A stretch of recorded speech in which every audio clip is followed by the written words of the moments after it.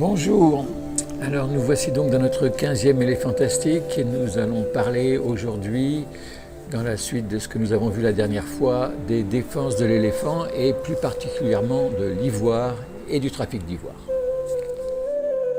Aujourd'hui nous allons parler d'un sujet difficile, douloureux mais impossible de l'éviter. Il s'agit du trafic de l'ivoire. Le trafic de l'ivoire est interdit, le commerce de l'ivoire est interdit dans certains pays.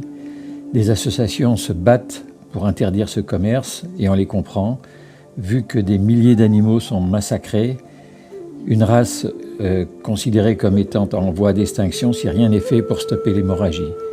Donc on comprend les gens qui demandent l'interdiction du commerce de l'ivoire. Et pourtant, pourquoi y a-t-il un commerce de l'ivoire, un braconnage? C'est parce que cela rapporte des fortunes. Il faut savoir que les braconniers utilisent des gros moyens, ont des gros moyens du fait de tout l'argent qu'ils gagnent. Ils viennent en hélicoptère pour repérer les éléphants, lâchent des bombes et des balises, font un travail que seule une armée pourrait faire. Alors, interdire le commerce de l'ivoire, est-ce une bonne solution? On se souvient, pour en avoir entendu parler tout au moins, dans les années 30 aux États-Unis, il y a eu l'interdiction de la vente d'alcool. Cela a entraîné des marchés parallèles, des trafiquants qui ont fait fortune, mais ça n'a pas arrêté l'alcool de circuler. Alors dernièrement, j'ai vu avec horreur des tonnes d'ivoire brûlées. Je trouve ça lamentable. Lamentable parce que, à mon avis, c'est un manque de respect vis-à-vis de l'éléphant.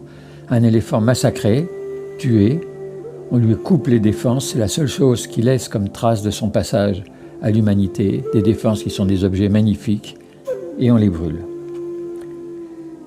Quand on les brûle, on les supprime, donc on rend l'ivoire plus rare, le fait qu'on l'interdise, c'est encore plus rare. Résultat, le cours de l'ivoire monte. C'est une aubaine pour les braconniers. Alors qu'est-ce que je propose? Si vous n'êtes pas d'accord, je le comprends, vous pourrez vous manifester en nous écrivant et on en parlera par la suite. Mais pour le moment, voilà ce que je propose. Plutôt que de brûler des défenses, les vendre à prix réduit de manière à casser le marché, légaliser et encadrer le commerce de l'ivoire. Un éléphant peut très bien vivre sans ses défenses, on le sait, la preuve c'est que les éléphants femelles en Asie n'ont pas de défense et que ça se passe très bien. Certains mâles qui sont jugés dangereux, on leur coupe leur défense, ils n'en souffrent pas. Ils peuvent vivre sans leur défense. Donc la solution que je préconise, ce serait que les gens qui veulent aller chercher de l'ivoire y aillent accompagnés de rangers avec des seringues hypodermiques qui endorment l'éléphant. Ils prennent les défenses qui sont ensuite répertoriées, tracées et suivies. Le commerce devient légal, les cours de ce fait s'effondrent, les trafiquants n'ont plus lieu de massacrer les éléphants. D'autant plus qu'il est tout à fait dommage de passer à côté de ces objets magnifiques. Une défense d'éléphant est un bel objet. Lorsqu'il est sculpté, c'est encore plus beau.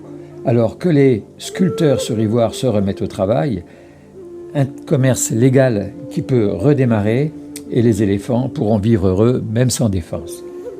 Je parle là bien sûr des éléphants d'Afrique. Alors il y a un fait intéressant qu'il faut considérer, c'est que depuis quelques dizaines d'années, il paraît qu'en Afrique, les femelles naissent sans défense et leur défense ne pousse pas. Alors certaines personnes affirment que c'est une réponse de la nature au braconnage qui fait que certains éléphants maintenant n'ont plus de défense.